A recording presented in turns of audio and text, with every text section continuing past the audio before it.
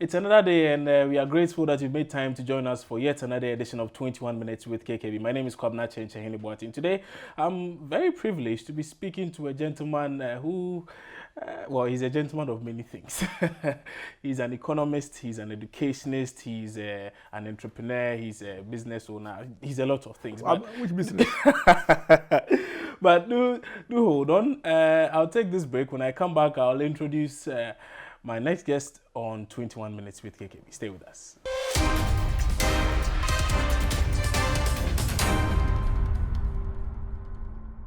Many thanks for staying with us here on 21 Minutes with KKB. Professor Stephen Adei is an educationist, like I mentioned earlier. He's also an economist. He owns one of the best senior high schools in Ghana currently. And now he's also holding a very sensitive position in one of the leading universities in the country. That's the Ashesi University. Today, he happens to be our guest on 21 Minutes with KKB. Prof, good morning. Good morning. Thank you so much for agreeing to do this. Thank you. Now you're at Ashesi University? Yes. As Dean of Sciences and Arts and Arts and Sciences. Oh, yeah. You seem to have a lot on your plate. Is it I love teaching, so therefore, for me, teaching is a hobby. Okay. So you don't even see it as a profession or anything? No. I suppose that's what excites you the most then? Yes. In life, teaching? Always dealing with young people is my excitement. By the way, I don't own Ghana Christian International High School. Okay. My wife and I founded it. It's one of the, well, I'm told it's one of the best schools, senior high schools in the country currently. How different is your module from the normal module we see in, say, Achimoto School or Presbyterian Boys Secondary School or any other school? Our concern is the moral education, is the Christian, ethical, and bringing the other side. So that is what makes Ghana Christian the preferred school for many people, and now we have a challenge of how to accommodate those who want to come there, because we don't want to have a double stream. Interesting. This double track system, you don't want any such thing in your school? No, I think that we can deal with a certain number of people, our facilities, but I think that the double track is the best solution for the public schools, given the numbers. But there's no reason why we should become a double track, because we have a limited space of 750. We think that's a number we can handle, and we are going to keep to that. Why a double track system? Is that the best possible way out of this challenge we face in the implementation of the free SHS policy? Yes. I say yes because, first of all, there's no going back on free HSS. If anybody wants to delay it, I always say that let your children stay at home and let the villagers also have opportunity. And then after 5 years, your children can come. So I think it's a good policy, but it has a fallout, is the fact that it has been so successful that this year they are going to have almost 500,000 students wanting to go to secondary school. Could it also be as a result of lack of planning? We didn't envisage There's this. no way the current government could have planned for it. But governments over the years, yes. If you had, I always say that since the Fourth Republic, if you had built 10 secondary schools, not the gargantuan ones they have put in the villages, which are going to rust because you can't put 1,500 school in a village. And speaking of the schools built by former President Mahama. Yeah. They are only useful for urban areas. All that they have put in the villages are going to be useless. So they are useless? They are useless. You cannot, because to transport 1,500 people within, you have to go about 30-kilometer radius in order to fill them, without any boarding, without any teachers' bungalows, nothing. How can you do so? But if you go to Kwabenya, the one, there's a large communities can have days secondary school, big ones.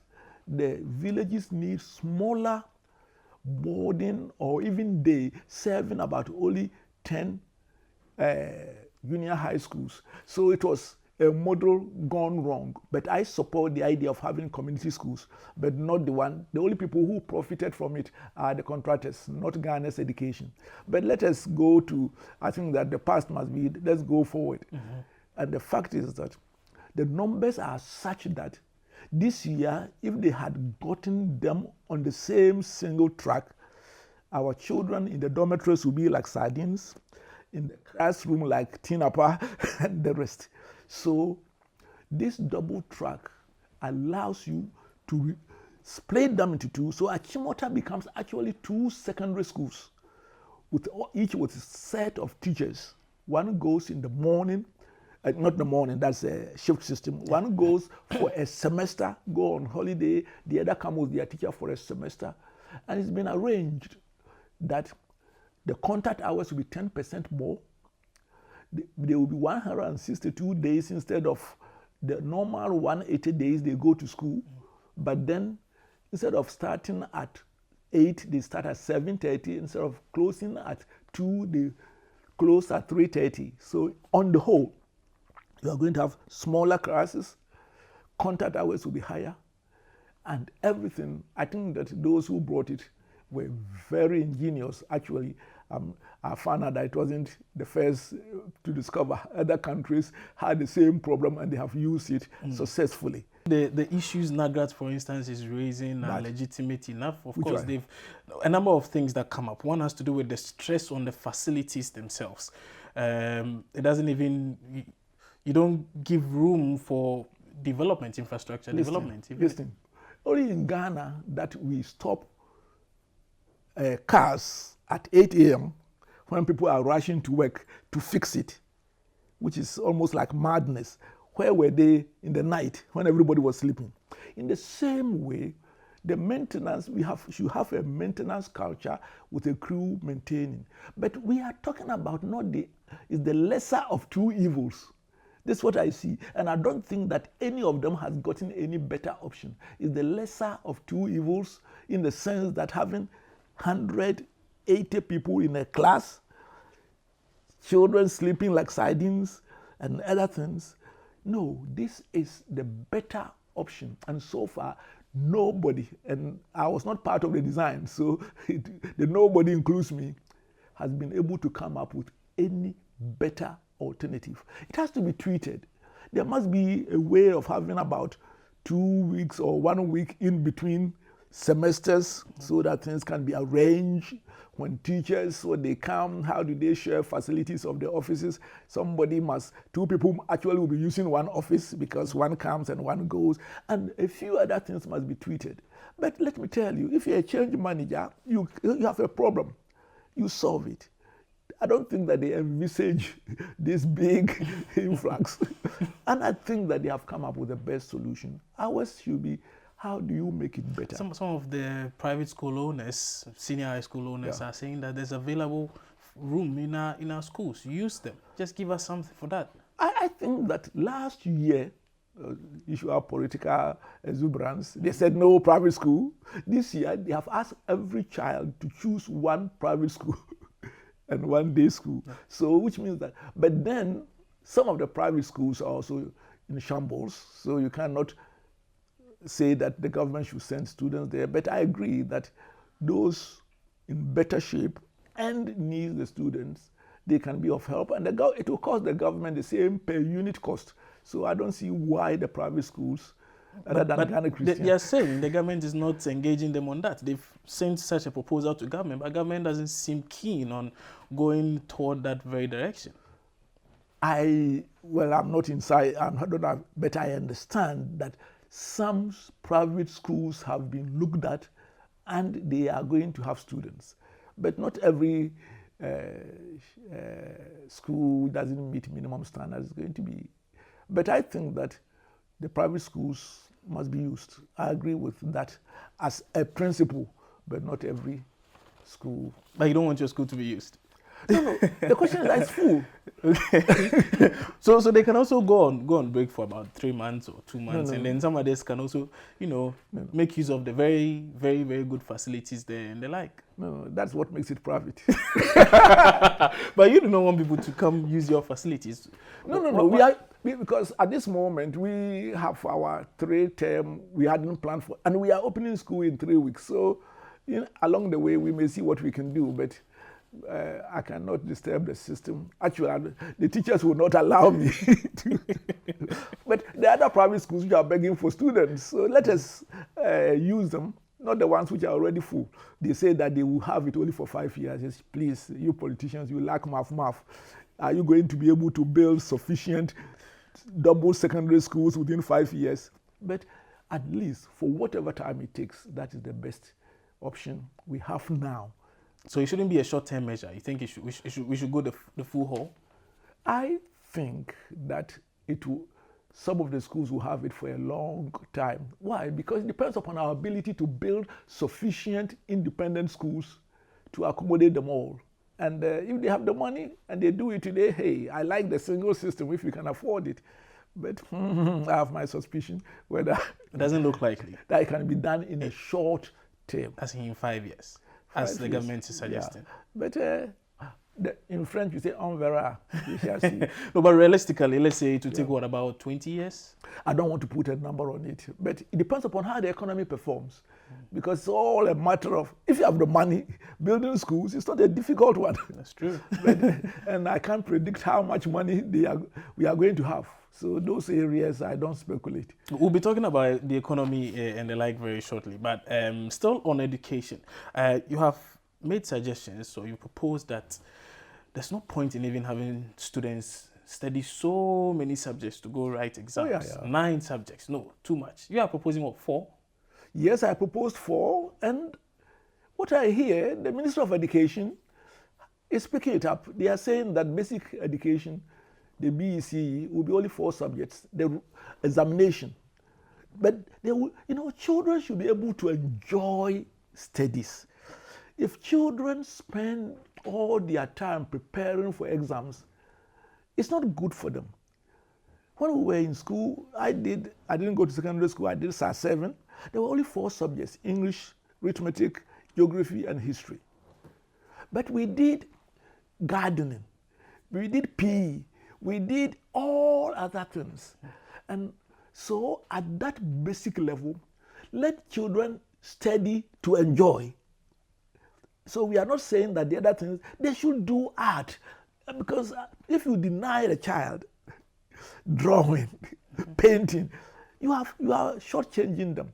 But test them on the core things they need in order to do everything else. They need quantitative reasoning. They need language skills. These days they will need computer, and they must have some broad social and scientific inquiry spirit. If they have this at the basic level and they are very competent at it, they will be able to do all the other things. So subjects such as, say, religious and moral education or French, for instance? It should be there. Language should be there. They shouldn't be tested on them? No, not, what's your mother tongue? I'm Akan. Akan. Yes. Do you speak in it? Yes, I do. Have you been tested on it? No. No. You see, what we talk about education for younger people, we are not, in fact, they have such a capacity. If you teach a child 3 languages, they will learn 3 languages, especially the younger they are. Mm-hmm. So we should expose them, but they should enjoy it. In fact, they study better. These are not, you are going to do 12 papers, 9 papers. I mean, this is crazy. Give them what they will need to do all the other things, and that is language, quantitative, ICT, scientific inquiry. In other words, the ability to be inquisitive, to look at things and ask, and those things. And then, of course, I would like them to have a social study that allows them to learn culture, our traditions, our history, and other things. But that is enough for the basic education. You're an academic, but you seem to comment on a lot of controversial political issues in the country. Like what? I never get myself involved with controversy. Corruption is not controversial. Oh, okay. It is destroying Ghana. No. But let me tell you that. Every now and then they put me in a certain pigeonhole. I remember when I supported the 3-year education senior secondary school of NDC, then some MPP, so is Professor Adei also with them? I says, no. Oh, but they thought you were one of them? Yes, so that means that I am with the NDC now, as in you defected. But the reason is this. the problem with the 3-year is enough if we fix the problem at the basic level. So you don't, instead of fixing poor basic education, you want to put it here. So to me, that was it. And at this moment, I support the double track because it's the better option given the situation. But so I don't think that there's any intelligent person who is apolitical. I mean, politics is about the economy, the budget. When they increase your fuel, do you laugh? So, but that should be distinguished from partisan politics. In the sense that, for example, when last week I mentioned that their married deed is bad, it is not anti-MPP. It's bad for Ghana. If my party is Ghana first.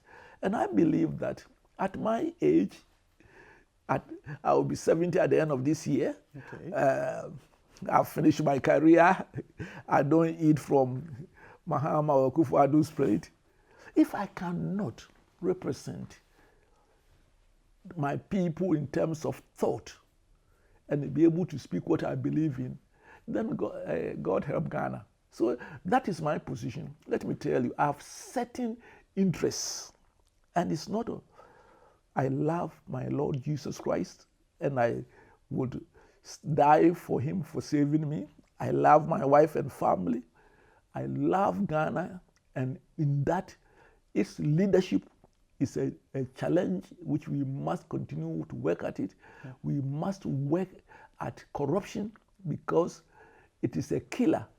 It's worse than cancer. The number of people, when they are stealing money for schools, for hospitals, for almost everything, you cannot sit down and say that, you are comfortable by God's grace, you are okay. No, I am a villager. I go to my village. I'll raised over 1 million to build a secondary school in my village. And you think that is the responsibility if the monies have not been stolen. That should be everywhere. And so I am very passionate about education, pre-university education in particular, because why are you talking to me? Do you know my village? Shiramwasi, have you been there? Do you know where it is on the map? It's because of, by God's grace, the education. And I believe that every child must have an opportunity to be educated to a certain level whereby the rest is on him. I don't believe personally that the government, apart from certain areas, should give a wholesale university education. Rather, make sure that everybody gets basic education to secondary level. And at the university, only support certain areas in line with national manpower development and let the rest take care of themselves. Mm-hmm. Those who go to the private school, they pay for themselves. Mm-hmm. But before university, I think every child should have that capacity to live in the 21st century. And after that, I wish that at least 60% will be directed to technical education, vocational, and other things. Because if you put them all to university, what are you going to have? If you have 60 historians, 70 philosophers, political scientists hanging around, which politics are they going to do? You make a very solid point on corruption, and also I think one of the things you just mentioned was the married deal. But this is a deal that was given the consent. The president gave his consent to it. If you are a leader, you are in trouble because you have to depend upon your aides. And sometimes you can be misled. Me, I don't know who presented it and whatever it is, but it was my son-in-law in Dubai who sent a copy of the details to me by WhatsApp and asking me to comment. And I said, son, this is a bad deal. And I told him that last week I was going to give a speech to the internal auditors and I'm going to put it in that this is a bad deal and whoever is responsible for. So, by the way, do you think that NDC has a monopoly of corruption? No. So there are corrupt elements in the NPP? Every side, except there is relativity, and therefore it is the fear of their being caught and punished and disciplined that will keep them in check. So I think that I hear in the news that the president is being withdrawn as a, but I think that is a bad deal. They're saying that, okay, that very contracts. The president is saying he was misled, so as a matter of, because of that, but I'm glad that deal is being... I'm glad that we have a president who said that I have been ill-advised and I'm wrong, because I think that it was a bad deal. First of all, NDC people chop too much. They could, according to Imani, the thing could have been bought for 50% in the open market. In other words, if you went to Makola, of course, that's a special market, you buy it for half of it. And then you get somebody to advise you for 150 million to buy it for about 350 million. Only Ghana. Now we have paid half. We have half left. And you say you are really negotiating it for what, 10 to 15 years so that you pay the other half over a longer period. And this is, I couldn't understand it. Honestly, that it was true, I thought that it was not true. So I was just making a statement that if it is true, it's a bad deal for Ghana. It happens to be true. It happens to be true. But I mean, you don't need economics, so if you show it to any primary school, and they might have presented it in such a way that it looks right. And I think that those... But it went to Parliament. No, Parliament, it was going to Parliament. Okay.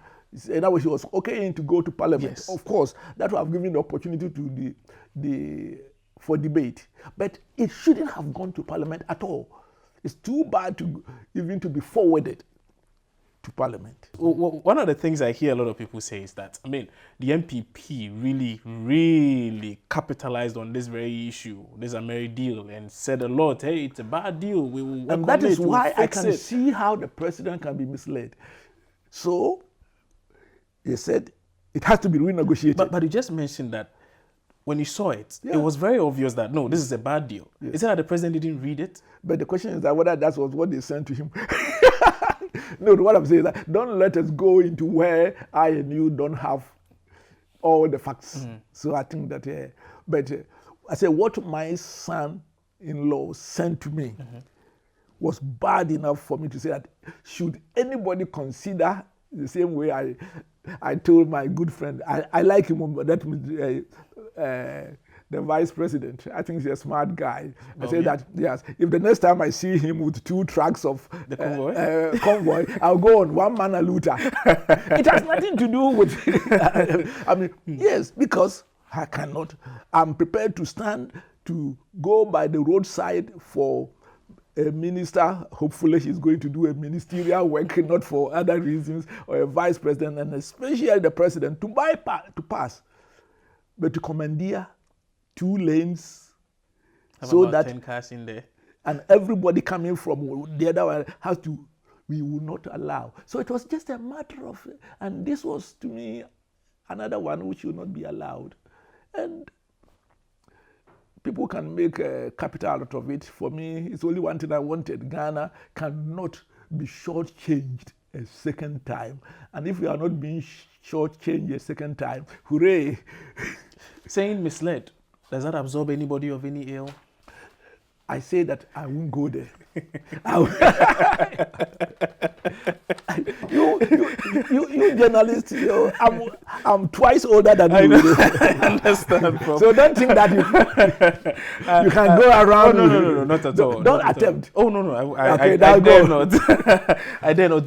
But I'm looking at this because I'm trying to relate it to, for instance, this issue that has just happened as regards the collapse or merger of certain banks in Ghana. So, for instance, if I'm a CEO of a bank and I say, I was misled, I didn't know all these things were happening in the bank.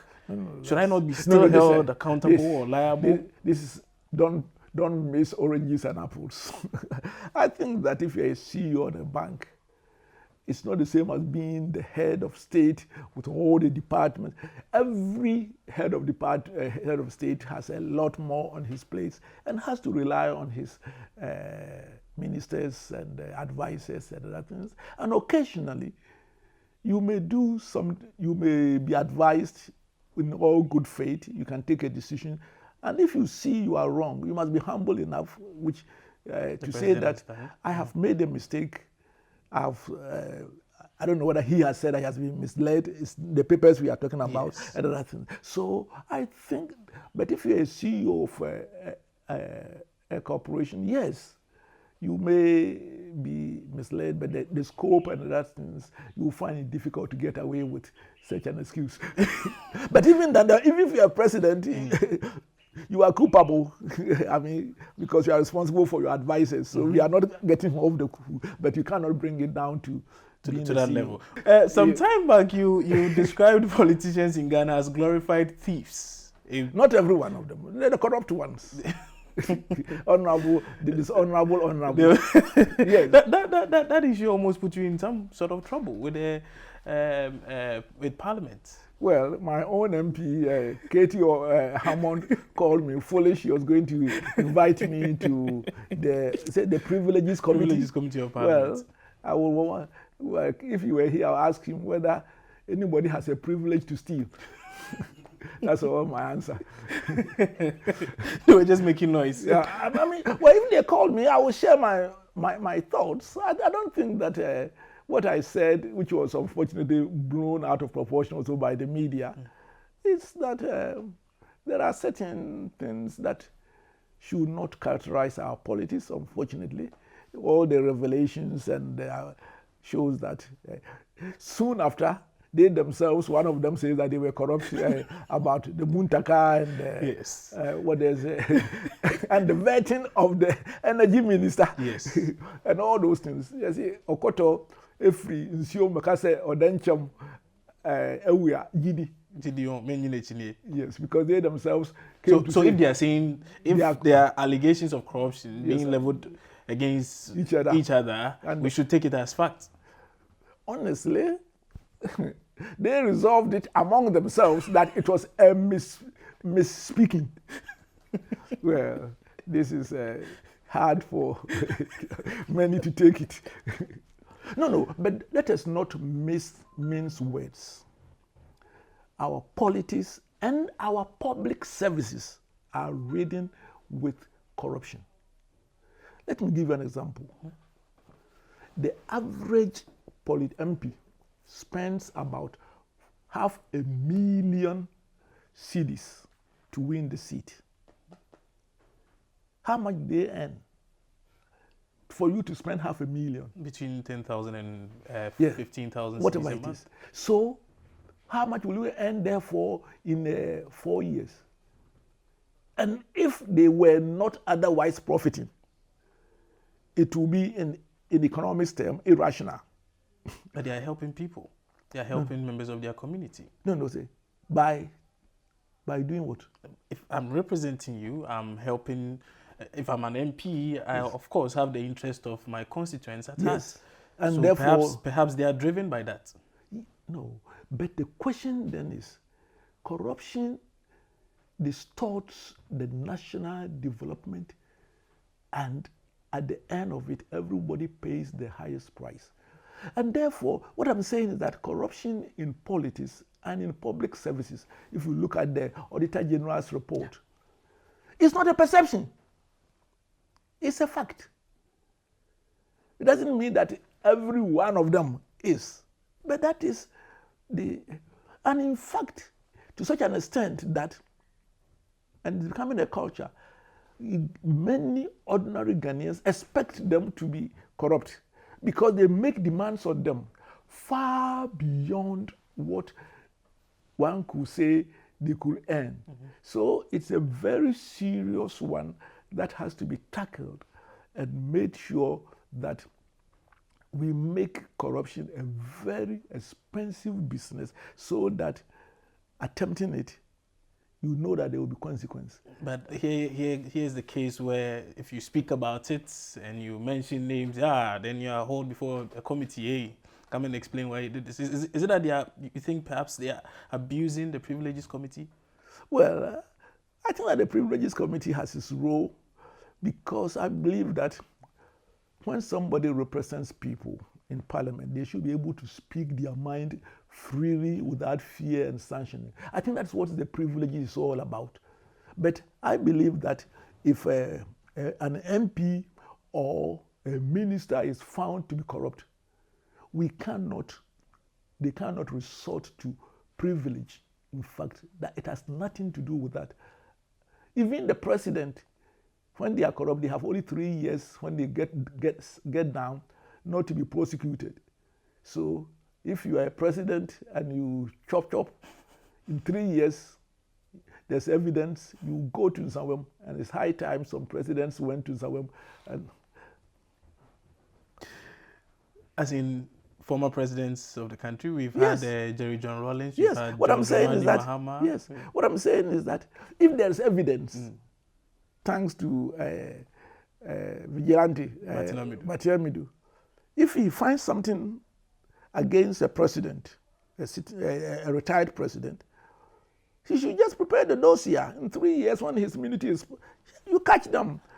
So you think Matiamidu should go after who? Say John Mahama or say everybody?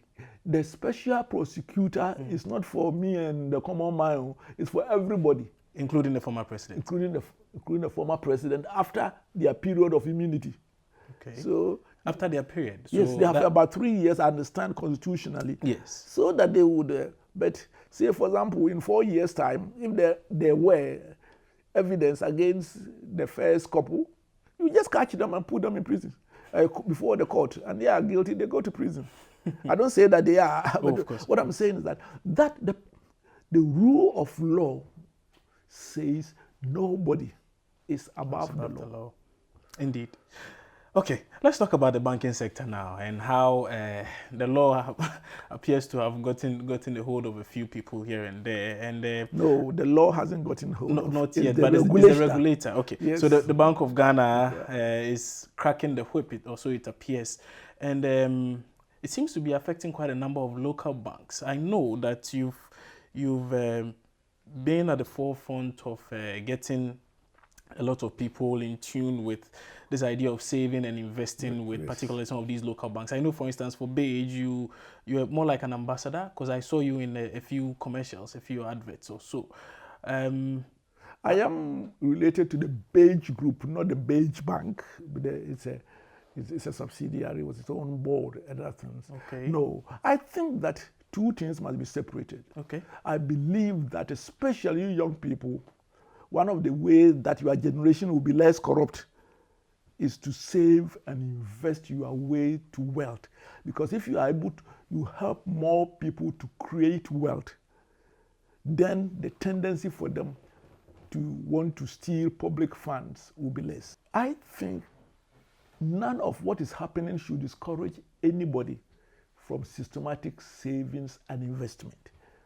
Banks may fail, but thank God at least everybody's investment in it has been preserved by the government, because the consequences are grievous. I know Mike Ninakun was your student, right? No. Actually, I never taught him at all. Oh, really? But about 6 years ago, I spoke at a forum of his, and then he came and more or less I became his godfather. A godfather. That's okay. I was trying to. So I didn't know him from Adam until then. Wow. But I have so many godchildren actually in their hundreds, but I won't tell you who they are. But so when now that one is supposed to be in trouble, I don't say that. I won't ask about the others, but when this thing happened, have you spoken to him since? Oh yes, I speak to him every day. Okay. And look, a father is a father, irrespective of the situation. I think that he tried to build one of the best financial platforms I know of in this country. I think things went wrong, and the regulator, in their own wisdom, think that they wouldn't to stop it. I hope that the platform he has built will not be destroyed, because it's good for Ghana, it's good for the consolidated bank. And this, so yes, but that is the private side. If you are a son, you are a son forever. If you are my son, God forbid, you are even in prison in somewhere, I will be there. Why? Because that is a different, there are different levels. Yeah. So for instance, does he admit that he probably may have gone over? I think that family matters are not. Family matters are not discussed. You can discuss the issue. The issue of the governor's decision and the Minister of Finance and that. Exactly. So of course, it's still in that same. But that's not the personal ones. Oh, because in the case of Beige, for instance, the governor was suggesting that some of the practices appeared a bit. Listen, I'm not in that. I wasn't a director of the bank. I'm not the governor. So what is there is the question is that the regulators and the government has found that they are not sustainable. Whatever cost for that is for the regulators and the authorities. And therefore, they have consolidated it. I personally think that they have done something which is good in the sense that they have guaranteed every depositor's money. And I hope that it will not become another government bank, but they will package it and eventually divest it in terms of on the Ghana stock market. Yeah, that's what they're saying. Yes. They're going to do. I think that there were other options, but it is said that always everybody looking on the hindsight is 2020. In other words, you see things there. For example, I personally think that the idea of forced capitalization become big was to the disadvantage of the Ghanaian banks who have just started. So, and I think some of them try some creative ways of trying to meet it.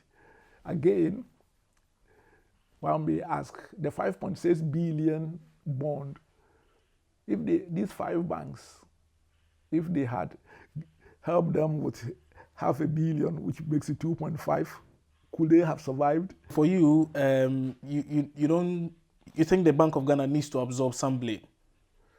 Oh, definitely. There's nobody who can, whatever happens, at least their supervision was such that they couldn't detect some of these for quite a time. But of course, it depends upon how smart the other people are. Also, they might have been smarter than them. Other things. But I believe what I always had some palpitation when the governor every now and then was saying that if you don't meet this one, I'll do this. You don't meet this one, because banking is based up also on confidence. Today, if 50% of all those depositors go to Barclays Bank to get their money, Barclays Bank will collapse. Banking is based upon the fact that it's scheduled. Normally, there's a predicted number of. So when there's a run on any bank, whichever bank, it will collapse. So if anything make people lose their confidence, then the bank, that is almost the end of the bank. So this is where we must be very, very careful what we say and do. But for example, if you take, you are a manager and shareholder, you take 1 billion to go and put somewhere else and other things, that I think that I will leave it to the governor, the minister, and OECO. I'm not an expert in criminality. That's fine. We'll just wrap up on this, but I just want one quick one on this issue of this banking situation we have here. I've heard a lot of people talk about a move by the central bank aimed at amalgamating a lot of these local banks so that we have, instead of having a lot of small banks, we just have some very, very powerful local banks that can deal in a lot of big transactions. Let me say that I don't share that view as a development economist. Interestingly, the governor the other day told me that he was one of my students at the University of Ghana. Oh, really? So I might have done a very good job. But on a more serious note, Dr. Adei may be laughing when he hears this. On a more serious note, I think that if you go to America, there are small banks. There are the Chase Manhattans and the rest. But there are small banks. Tinner Community Bank. It was, the capital will be less than $500,000. Okay. So I think what the Bank of Ghana should be concerned is they are doing proper banking, how they give their loan risk assessment, So it's about compliance. It's compliance and other things. And not the idea of that everybody should be big. No. When you go to the developed country, there are small banks and there are big banks. And especially when, and I'm not talking about Addison, in the past 4 years or so, they have moved from 25 million capital, go to 40, 60, 120, now 400. I mean, come on. You can't do that. You can't do that. And therefore, Barclays, ABSA, or other things can bring money. Those who have operated and have a lot of income surplus, actually, I haven't seen any of the banks bring in additional funds. What they have done is to transfer income surplus into stated capital. Okay. And both the income surplus and the stated capital were all capital available for them to use. So in effect, you haven't had a bigger bank. The only difference is that when the money is sitting in income surplus, should they decide, they can share some as dividend. But so far, they haven't shared it. So they were trading with it. So in terms of size, EcoBank, all of them, none of them have become bigger. They are just the same as they were. And therefore, the ones that needed to be helped were the smaller banks, assuming they were doing right, because they are disciplining them for different things and insolvency and liquidity and other things. So that is what the Bank of Ghana is concerned. But asking them to grow big, why would they grow big? If I want to ride my VW, why should I become a four-wheel with pom-pom, which now anybody who has it with the flash in it once a way. I don't think they are ministers. So. All the rich people now, we have to stand by the roadside for them to pass. So this is my concern. Because if you go to a rural bank, 1 million, so long as they are doing what is right, and some of them are making a return of their capital of about 40%, Charlie, let them grow small.